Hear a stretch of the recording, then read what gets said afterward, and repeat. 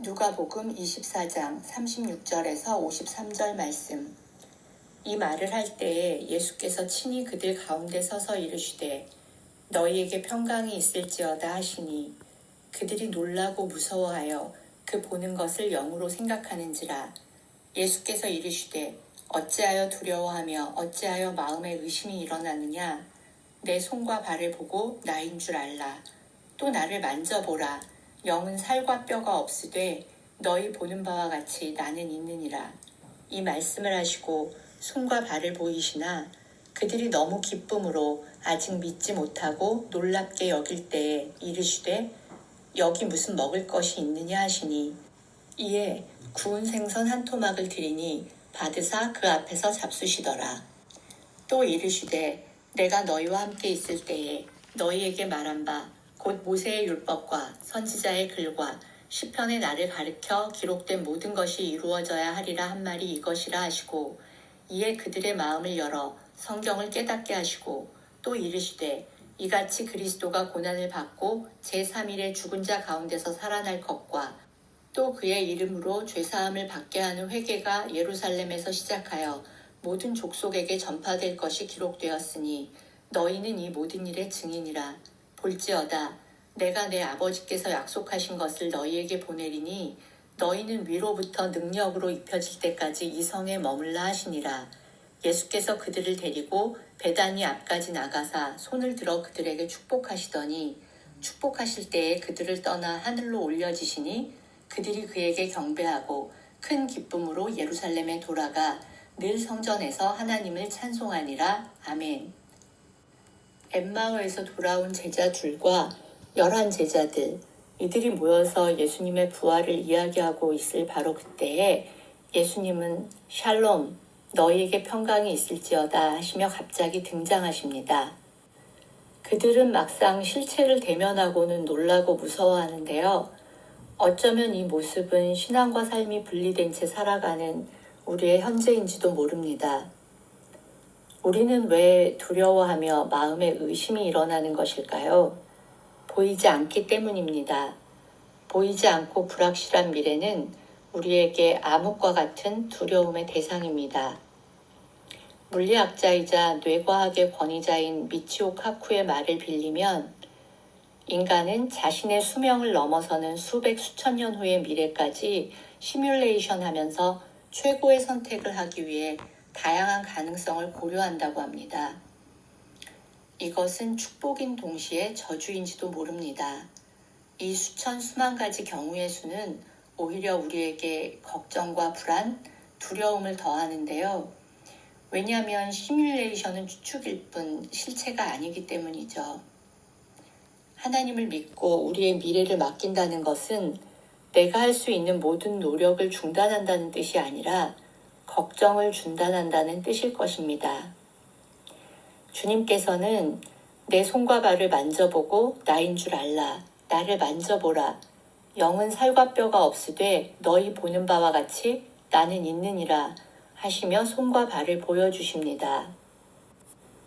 우리에게 실체가 없는 믿음은 모태신앙이어도 혹은 오래 교회 생활을 한다 해도 조울증 환자처럼 자신의 상황과 기분에 따라 신앙의 롤러코스터를 타며 자신은 물론 주변 사람들의 믿음까지 흔들어댑니다. 오늘 부활하신 주님의 손과 발은 영이 아닌 새로운 육신임을 보여주심과 동시에 우리에게 입술로 고백하는 믿음이 아닌 손과 발로 살아내는 삶의 실제로의 초대로 보여집니다. 주님의 부활이 기쁘면서도 내 삶의 부활이 과연 어떤 의미인지 헷갈리는 우리에게 구운 생선 한 토막을 잡수시는 주님의 모습은 소박한 일상의 삶에서 너는 과연 어떤 선택을 할 것이냐고 묻고 계시는 것입니다. 선교지로 나가고 열방을 품고 기도하며 아프리카의 우물을 뚫고 노숙자를 섬기는 일만큼 새벽에 일어나 졸린 눈을 비비며 내 아이의 도시락을 싸고 아픈 허리에 복대를 두른 채 침에 걸린 어머니의 몸을 씻기고 가족의 생계를 위해 늦은 밤 운전대를 잡아야 하는 아빠의 뒷모습이 거룩하다고 생각합니다. 그리고 주님은 그 일상 속에서 우리와 함께 하십니다.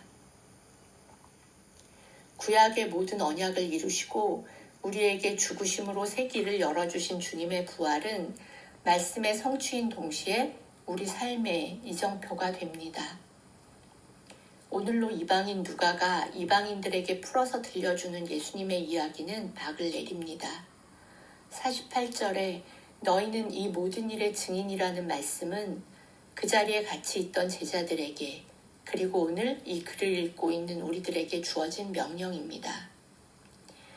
정치적 메시아를 기대했기에 실망하고 도망쳤던 제자들도 혹시라도 예수의 도당으로 몰려 십자가에 달릴까봐 두려워했던 제자들도 그리고 부활을 의심했던 제자들도 주님이 약속하신 성령이 오순절 다락방에 임하자 위로부터 입혀진 능력으로 전혀 다른 삶을 살아내고 증인의 길로 걸어갑니다. 예수님처럼 말씀의 성취를 이루어갑니다. 오늘 우리에게도 성령이 임하면 우리의 눈과 마음이 열리고 능력이 임할 것입니다. 그러하기에 우리는 그 성령을 구해야 합니다. 그러나 이 성령 세례는 로또처럼 우리를 변화시킬 일회성 사건은 아닙니다. 당시 예루살렘에 남아있는다는 것은 제자들에게 어쩌면 위험천만한 일이었을 텐데요. 사도행전에서 스데반은 돌에 맞아 죽고 야고보는 칼로 베어졌습니다.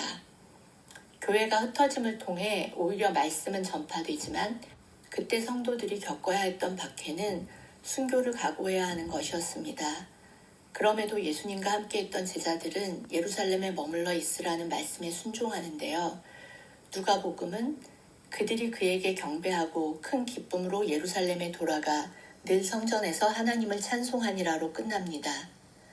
다른 복음서인 마태복음의 마지막은 내가 너희에게 분부한 모든 것을 가르쳐 지키게 하라. 볼지어다 세상 끝날까지 내가 너희와 함께 있으리라 하시니라입니다. 이제 성전은 더 이상 장소가 아닙니다. 바울의 고백처럼 우리가 하나님의 성전인 것과 하나님의 성령이 우리 안에 계신 것을 믿습니다. 그래서 결국 이 두 구절은 같은 말인 것입니다. 어쩌면 지금 우리가 크리스찬으로 산다는 것은 순교를 각오하는 것은 아닐지도 모릅니다.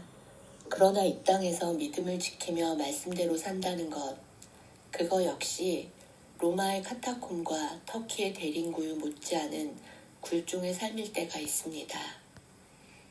남들이 명품백을 사고 호텔에서 몇십만 원짜리 식사를 하며 SNS를 도배할 때에도 우리는 우리의 한 끼를 나누어 누군가의 일주일을 행복하게 해주고 싶습니다. 친구들에게 부끄러워 작은 가방 하나를 사고도 미쳤어 스스로를 탓하며 누군가의 병원비요, 누군가의 생활비를 셈해봅니다. 가질 수 있고 누릴 수 있음에도 참는 것이 가질 수도 누릴 수도 없는 이들의 비참함에는 비길 수가 없다는 것을 알기 때문입니다. 우리에게 성령이 임하면 주님이 우리와 함께 하시면 물론 우리에게는 말할 수 없는 기쁨과 평강이 임합니다. 그러나 동시에 나의 기쁨과 평강을 나누어야 할 지체들을 향한 주님의 마음이 부어지기에 궁율과 아픔이 늘 넘쳐납니다. 주어도 모자란 나의 물질과 시간들이 보입니다. 이제는 풍성했던 나의 창고도 자꾸만 비어져서 조금씩 두려움이 밀려올 때에도 내가 사랑하는 지체들의 마음을 알게 하신 아버지께 감사합니다. 주님이 가르쳐 주신 기도를 기억합니다. 하나님 나라가 이 땅에 이루어지기를 간절히 기도합니다. 세상을 향한 그리고 영혼들을 향한 또한 나 자신을 향한 깊은 탄식이 있음에도 동시에 소망을 품고 끝까지 기도하는 사람이 되기를 간절히 기도합니다. 아멘.